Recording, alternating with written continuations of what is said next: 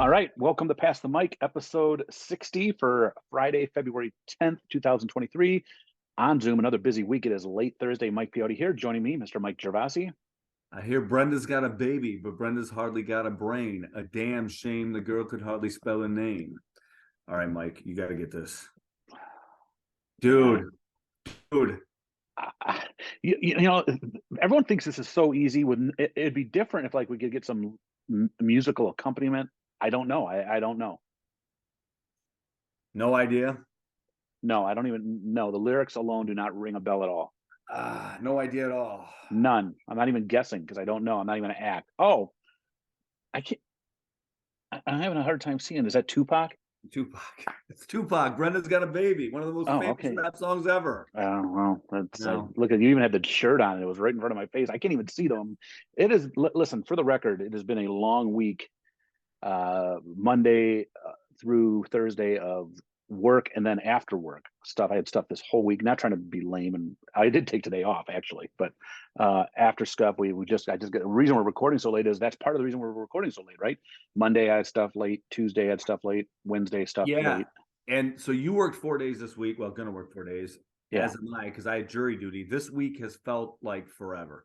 Yeah, that's the thing too. I was off today, and it still feels like I can't believe we got to go in tomorrow. So, again, we were just talking before we went recording about. I was telling my son not to make excuses about losing in their JV basketball game, and what am I doing here?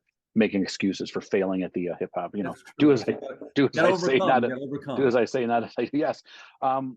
With that, Pass the Mic podcast, we caused a little trouble in paradise in the Saavedra household. When we, right, about the discount cards. Coach Tony was no fan of the discount cards. And his wife, Patricia, said, "What are you talking about?" So we tried to, on the Facebook page, I suggested to Coach Tony, it's almost Valentine's Day, get that Outback 10% off on the discount card, take her out for a nice bloomin' onion and steak. But a lot of people reached out and obviously said one of our best episodes of all time. I mean, I don't want to pat ourselves on the back. The Ren Dog has spoken. Yeah, he even said it better than the one with Evie. I mean, he's not afraid to take that fire that shot off, and he has a little rivalry there. But Rick was a great guest.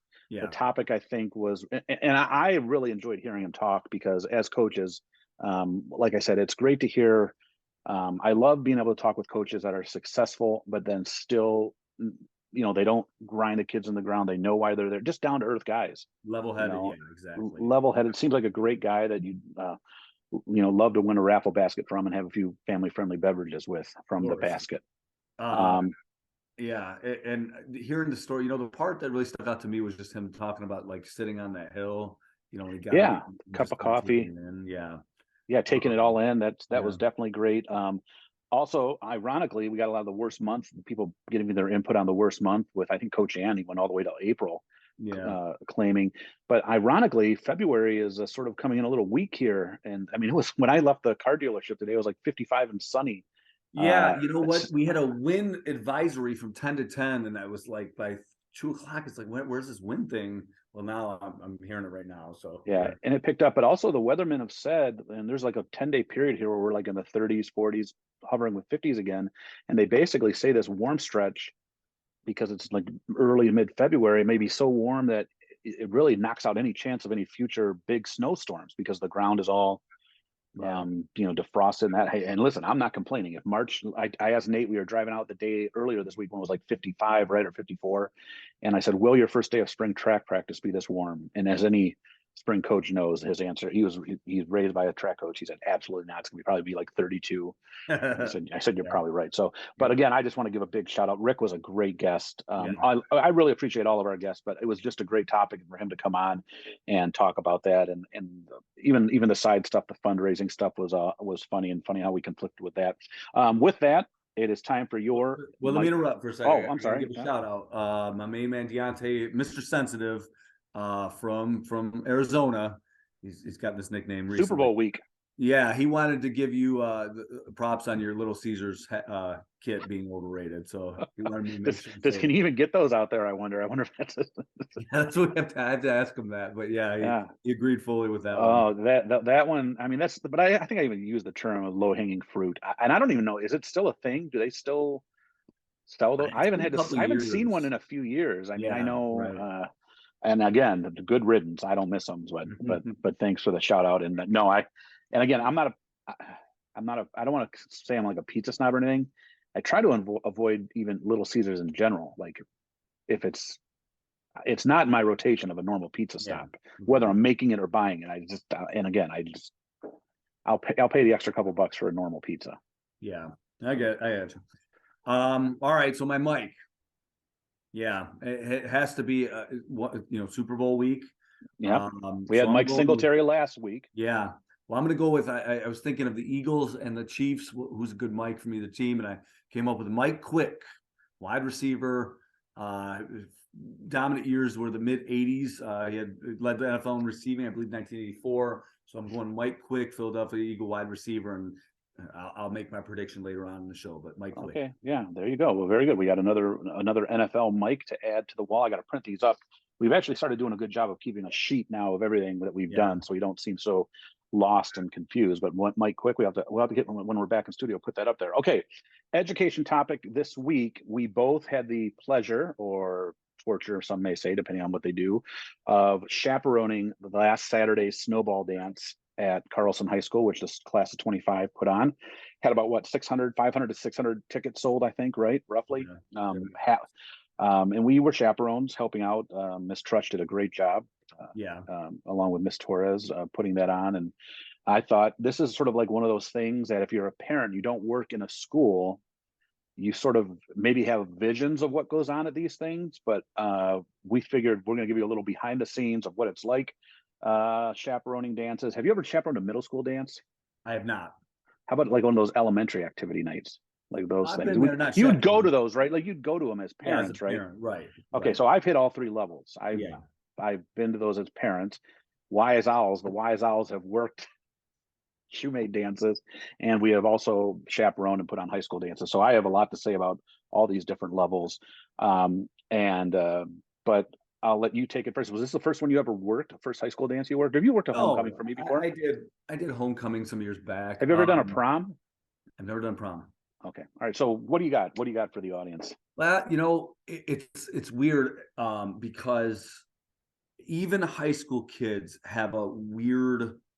You see them in any other setting that is not school. It's almost like they become elementary kids. Like it's almost like they can't see you outside of your working environment. And so, I just think about it. I ran into two girls that I taught a year ago who were still Carlson students who saw me at Target Friday night, and you would have thought I was like a celebrity. Oh, Mr. And that's kind of what it's like at the dances when the kids walk in. From both points of view, I was in a shirt and tie, and that's no different than I dress at school often. But on their end, they're very well dressed, and it's pretty cool. But I think it's just kind of a collective. Yeah, I'm seeing you in a different, even though it's at school too, but I'm seeing you in a different light. They're seeing me in a different light, and I think for both of us, it's kind of that weird. Wow, we're seeing each other, differently right now, and it's pretty neat. That to me, more than anything else, I haven't been. I've worked the dances, but I've never been on the end. I mean, you work a dance, you get there a half hour early, so you really don't. You're just kind of setting up, and once you're set in your spot, which takes 5 minutes, and here's what you got to do. You're kind of just sitting there, kind of just talking to each other, hanging out with colleagues and things like that. But so what we did last week was we did basketball. I don't know if you heard my good friend Dennis here, but we did basketball, and it's after the basketball game, we had to lay the tarp out on the floor. And even something as simple as that was like, it took us a lot longer than I thought it would. It's something you don't even consider. So I got to see that end of it. That was pretty incredible. Some of the kids came in. I end up playing your son one-on-one in the other gym. But that part was pretty cool. So all those things kind of go into it, and it gives the kids love you seeing them in a different light. They love you coming to watch their games, whatever sport or whatever event they're doing. Every part of that kind of creates more of a relationship. So that's a part as a teacher that's kind of cool. So yeah, and it was, I gotta say, I've talked about the awards and the votings being overrated in the past. Oh yes, yes. I was going to bring this up, but I'll let Okay, you. I'll let you run with it. Well, no, it's total. I mean, first of all, congratulations. Your daughter, your oldest, was crowned princess. Yeah, ninth grade princess. Ninth grade. Now, a little side note: there's the Pass the Mic podcast. We got to pat ourselves on the back. Now, we are honored. We are both been honored by Darren Camilleri as Teachers of the Month, representative, now state senator. Yeah. Only 2 in our building, I believe. Yeah, and now that's Pass the Mic. And now, not again. We're going to pat ourselves on the back a little more. Last year, Nate, who's a year older than your daughter, was a freshman last year, was crowned the freshman prince at the same dance last year. So Pass the Mic podcast, we're 2 for 2 with the snowball court here. I mean, that's quite the accomplishment. To heck with the Royals. Now, Pass the Mic is where it's at. To quote Bill Stevenson, alive and well. I was going to say the late great Bill Stevenson. He's alive and well. Yeah, he just texted me today. You know, and I know that there's going to be a lot of people that insinuate, specifically Elizabeth Pate, that there's something nefarious. The fix is in. Yes. Here's what I've said this for years. I never care who wins anything. As a matter of fact, I went through numerous student council elections of my daughter in 9th and 10th grade, her coming home crying, not being elected, and I just said, "You didn't win," and that's the way it is. So no, toughen up. Is the old line. So for me, I've been doing this for a long time. I've seen, all joking aside, I've worked as chaperone. I've worked as a DJ. I have worked and I put on homecoming every year. I think what I want to let the audience know first and foremost is I think our kids at Carlson are great. We've never had, knock on wood, major issues. We've had over 1,000 kids for homecoming dances. Are they perfect angels from 7 to 10 Eastern time every time? No, but that's like a normal school day. But when you correct them or say something, they do what they're supposed to. They have fun. Or they boo you. Yes, that's the other thing. I've been booed at multiple. I did not have to get on the stage at all this year for the Snowball Dance, but I've been booed when in all honesty, the hardest dance I ever did was the year that you had to wear masks. And I'm not going to get into a COVID discussion here, but you could just imagine what it was like where we had 800 kids. Yeah. They were supposed to be wearing a mask in a gym with the lights on. Like it was just it was still warm, right? So yes, we had the door. I mean, it was like trying to keep ice from melting on an 85-degree day. I don't know what else I don't know how else to put it, but our kids are usually very good about things. Yeah. Our staff is great. We get, I want to point out something that you said, and we've talked about it before with doing the extras, being a coach, being a sponsor. I get it. Not everyone has time to dedicate 6 weeks or 8 weeks or 12 weeks as 5 days a week, but any teacher can say, I can be there for one night for 3.5 hours. I can go to one showing of the play or the musical. I can go to one. I may not be able to coach basketball, but I can go to one basketball game. There is nothing easier than making improving your classroom management than going to these things and just showing some interest. Right. It is the easiest thing to do, and that includes chaperoning dances. I will tell you that I will. Chaperoning a middle school dance is its own separate beast, and the kids at Shoemate were fine too. But that is like a romper room, playhouse. The gym's open. Whenever we work, those kids will be there'd be kids with bloody noses from the basketballs. Like I'll stick with the high school anytime. One thing that I want to again, and so I just think there's this image that everyone has that they're like these wild, crazy events, and they're really not for the most part. It's 3 hours of music. The era of the slow songs are really out too. I don't know if you noticed that. Like they only play like 1 or 2 total. It's really just all upbeat, modern hip hop stuff. You know what I mean? So there's no like slow dance of Boys to Men bellowing through the speakers and that sort of thing. So that's sort of gone. The one thing, and this is more on the DJ side, the current, and again, I don't want to sound like get off my lawn guy because I love having Apple Music. I love being able to pull up any song I want at any minute and playing it. I get it. But I also grew up knowing that that's not the way it was. Like I grew up and knew that maybe every once in a while I would hear Boys to Men, Into the Road. It would pop up on the radio, or I would buy the CD. And when DJs used to work, if people had a request or wanted to know something, you'd be like, okay, we'll eventually get to it. They'd have to pull out the disc or whatever. And, they have digital files now too, but this era now of that, you want to hear the song now, that's what everyone imagines as a dance. And that's the way they think it should be. And that's not the way in my mind, dance it should go. DJs have a set plan of how the night goes. Your request doesn't mean it's up next. This isn't the show tunes jukebox at Joe's prime time and you play what you want. That's the only thing that's a little different. But again, I think kids are pretty nice. And lastly, the last thing I'm just going to say about it is if putting it on, we tie into last week's episode about fundraising, easiest fundraiser you can do. Easiest fundraiser you can do. Does that mean putting on a dance is easy? No, I'm just saying the amount of work that goes into it with the cash reward it's way better than selling anything. It's way better than doing a car wash. You have to work hard for a little bit of time, but the reward is great. And like I said, all the money that we earn for homecoming, and I know like with this all goes to stuff like paying for their prom, getting tickets like that for us, for student council, we're the ones that put on Rockstars and give out gift cards all the time. I'm talking to Miss Crampton. We may be sponsoring, helping out like our unified team with a trip down to Little Caesars. Every dollar that's earned from a dance is spent right back in the school. And that's a great thing. And I talk to these other districts that other student council advisors, I don't do homecoming, it's too much work. I'm like, well, I do homecoming and it's like $15,000 profit and I spend it all right back in the school. So it's something that if you need money and you're willing to put it on, and interesting, I saw on TikTok, this teacher was saying that ever since COVID, their dances are way down. I think our numbers are still amazing. Like 1,000 at homecoming, and we had like 600 here. So will you work another one? Yeah, absolutely. Yes. I haven't done a prom in a really long time. I prefer a regular 3-hour dance. I'm not a big prom guy. You got to sit there and eat and that sort of thing. Yeah, I've done some of those too. So we'd love to hear what people think, what they think dances are like now, if they would ever step foot back in one, that sort of thing too.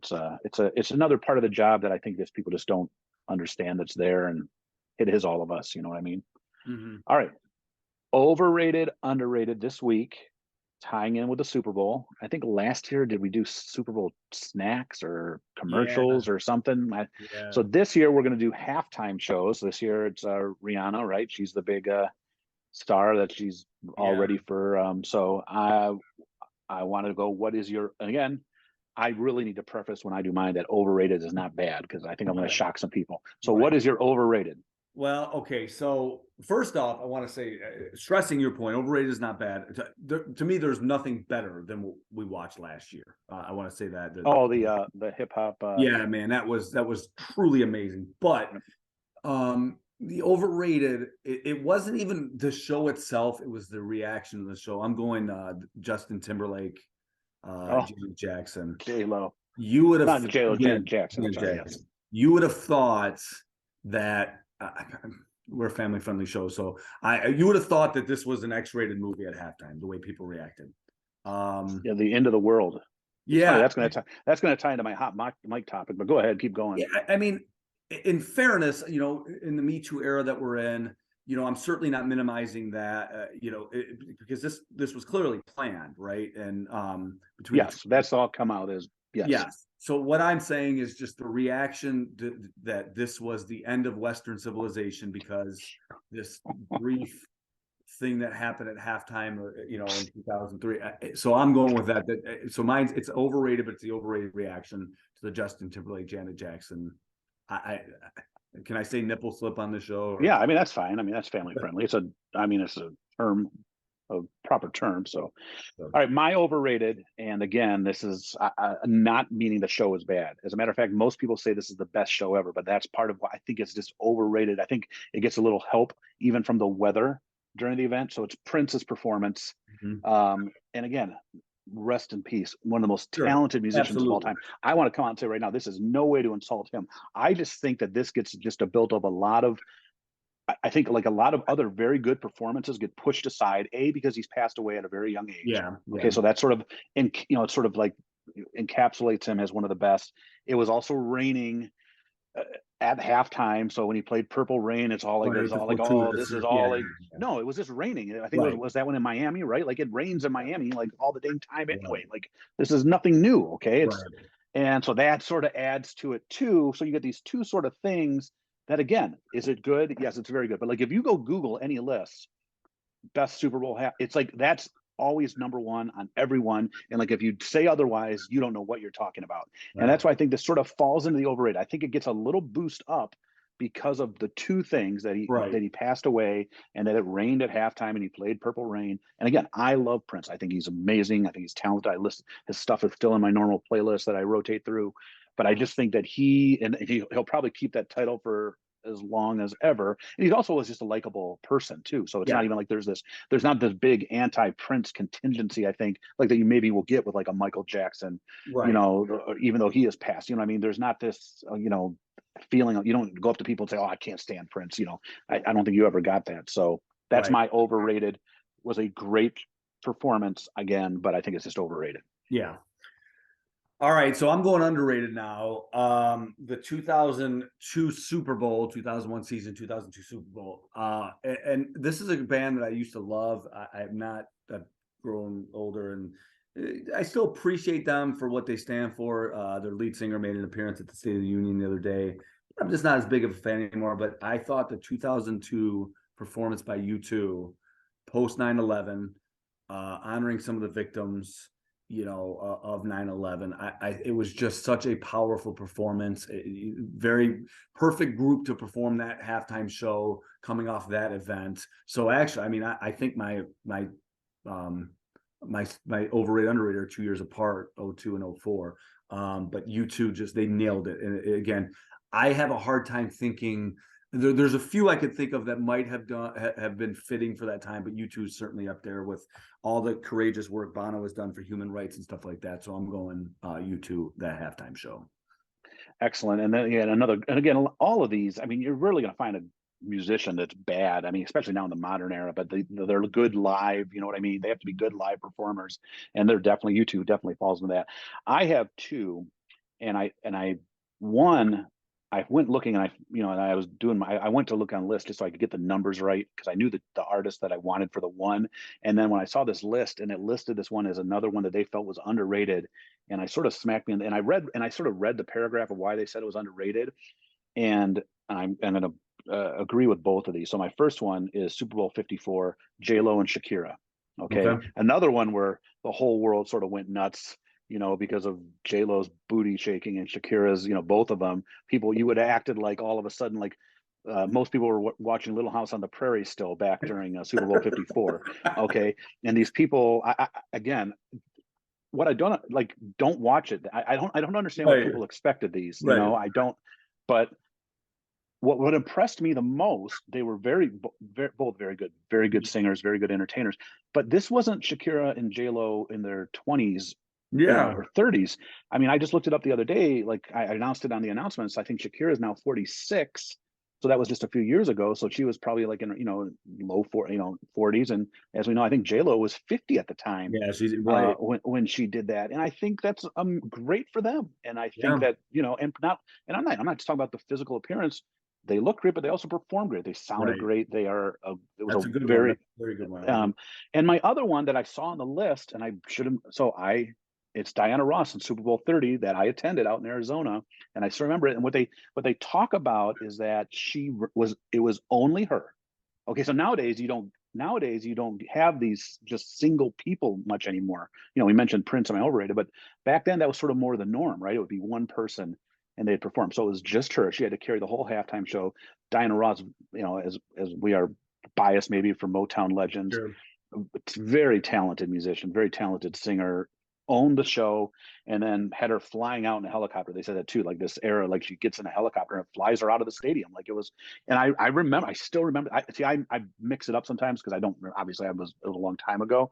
I couldn't remember if she came in on the helicopter or left, but it was left on the helicopter. And that made this list of very underrated halftime shows. So I had to jump on board with it because that's the only one I've ever seen live in person was the Diana Ross. And I think that's a great one to go back to. So we know that people have opinions on this. Yeah. We know. I'd love to hear what people think. I know I'll probably get some heat for the Prince thing. Again, I want to just clarify again, I don't think it was bad. I just think it sometimes gets shoved in that number one spot way too easily when there's a lot of, I mean, we're talking usually with some pretty good talented musicians. So, all right. Hot mic take for the week, and then our Super Bowl picks for anyone that wants to lose some money. All right, so my hot mic, I was watching the new Quantum Leap. Now, did you ever watch Quantum Leap? I like the old Quantum Leap with Scott. Was it Bakula and Bakula? Yeah, very good show. I was watching a new one this week, and the old Quantum Leap had a very important episode pertinent to the show that was a basketball game. The new Quantum Leap did a basketball game this week, and it was much more of a political social statement, but that's not my point here. My point is I am offering my services now to NBC, ABC, anybody that might need my services. How many times have you watched? I don't know if you pay attention to this at all, but basketball as it's portrayed in non-basketball shows, movies, whatever, is so unrealistic. So I just want to offer my services to NBC that perhaps they could let me be an advisor, a consultant, if you will, consultant. That's what, to make this a little bit more realistic. From the game minutes, the show the other day, Quantum Leap, this is 2023. You would think we'd have a little bit more realistic version. The team is down by 2. The other team scores a basket with 20 seconds left, and the team with the main characters on are coming down, and they missed a shot, so there's like 15 seconds left, and they're very calmly playing defense. They're not trying to steal, they're not trying to foul. As if it's the first minute of the game. Yeah, and then they played a game later on the show, the same thing, and I'm like, I started thinking about it. How many of these episodes of shows, ranging from the Fresh Prince of Bel-Air, Teen Wolf, just have horrible basketball in them, and just hire me, man. I need money. In all honesty, I don't even think it's just bad. Any sport with a clock running in it, in a movie or TV show, is always awful because it's way slower than it would really be in a real game. Like if you went down and there's 10 seconds left in a game, that 10 seconds goes like that in sporting events. And on a TV show or a movie, they set it up and there's probably about 40 seconds of gameplay going on. You're right. Alone. But I'm not even, because I mean, think of Rocky. I love the Rocky movies. That's obviously unrealistic. But I just think there's obvious, because a lot of stuff is done for dramatic effect. In this case, they're just missing things that I don't think, you would think you would have all this money going into these networks. You would have somebody on the, let's just make this a little bit more realistic. Well, and even in like sports movies, sometimes it's bad. You like think back to like Hoosiers or Remember the Titans. Like it's the same thing. Like I say with the clock seems to be running forever when there was only 7 seconds left, as they're driving down the court. So you think, Remember the Titans, I thought the football was pretty good until you get to the last play, which what they call an end around. And yeah, that's what I mean. There's all these, but I mean, that's the way it's going to be. I mean, you're right. They need better consultants. I'll be with you on that. All Maybe right. they can hire the Mikes. I guess so. We could. And Mike Tomlin. So we, I sort of hinted to this. You sort of talked about in your overrated halftime show about people overblowing things, right? And I sort of did too with my we had a major blow up over this last week, no pun intended. Okay, and this is non-political. I'm not taking a side on this. This the balloon story and the resulting posts on social media. I was so annoyed because here's the worst part about it all. Okay. Obviously, this was way overblown. I don't care what it was, a spy balloon, weather balloon, whatever. You would have thought this was like the emergency broadcast signal was going to come on. And the ironic thing is I get on TikTok, which is owned by China, a Chinese company, which is spying on every American that has it on their phone. It's getting all how you watch things. They're stealing our data on those every day. If you don't like that, drop the app. I personally don't care because guess what? If they want to know what 47-year-old Mike Beote is looking at and watching funny videos, that's fine. I have nothing to hide. They can spy on me all they want. You think they're watching us right now? Maybe. But the point of the matter is these posts from various people online, some of them on TikTok, ironically, complaining about this balloon, complaining about the weight.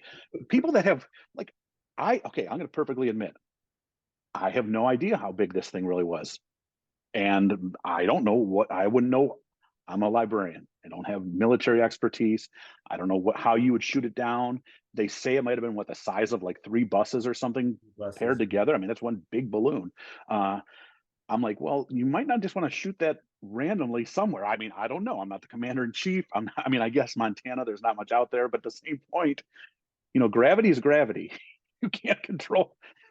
So I'll leave it to the experts at the Pentagon and stuff to decide what they want to do with this thing. I don't think me going on my Facebook page or me on my TikTok page or me posing outside with a squirt gun or whatever, bow and arrow or whatever I would point, like some people did.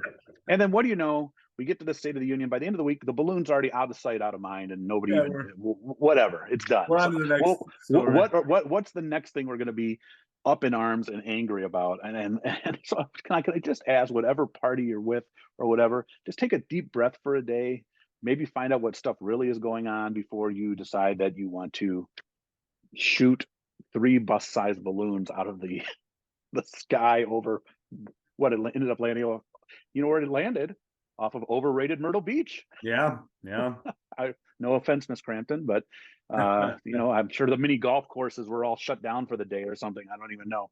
What a tragedy over the overrated coast. Opened it up here. We're gonna lose some listeners here. Yeah, some mini golf fans. Yeah. All right.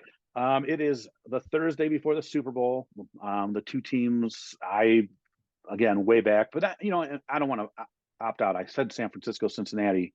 Once their quarterback got hurt, San Francisco was done in the water. Right. So that I don't. But again, I also thought Cincinnati was going to beat Kansas City, and they didn't. So, who do you got? And let's give a score too. I'm gonna go Philly in a high scoring game, 38-34. See, I think, and I don't know what the progress is on these Kansas City wide receivers, because once they got in that second half, they did not look very good moving the ball. Like Kelsey was about their only threat to catch anything. So, and I haven't, in all honesty, it's been a busy week. I haven't been keeping up on if these guys are healthy or not. I'm not as much concerned about Mahomes because he still looked pretty good. So I'm not going to go as high scoring. I do think Philly is going to win, but I think it's going to be, I'm going to go 24-21. I'm going to be on the low, a little on the lower end. I don't think Kansas City it's going to be one of these games where they're moving the ball up and down the field. And I think Philly's defense is just that good, up front. So that's what I have there. We are trying to get another guest lined up soon, Mr. Tom Pack, one of our loyal listeners, and Tom's kind of high maintenance though with the times. He's look at us this week. We were only good one day this week too. But I know. But in all fairness, he does a lot of extras. Yes, I remember all the year. His son is in your daughter's grade, but so Nate really never competed against him in that rec basketball league. But I would see him coaching, just not against teams that I was. I was in a different age level, so I know he's for years always been an active, great youth coach, and he's always interacting with us and usually texting us right away, late on the day on Friday after listening to the episode. So we really want to get him to talk a little bit about the whole work of teaching in elementary school, because that's something you were going to go into. It's something that I have no desire to do, but the utmost respect for all of those people. So Tom's going to be a great guest to talk about that. And we're going to try to get him lined up maybe for next week. We don't want to make any promises because he does have a very busy schedule himself. So, all right, everybody, have a great week. Enjoy the Super Bowl. Enjoy some chicken wings. And we will see you next week.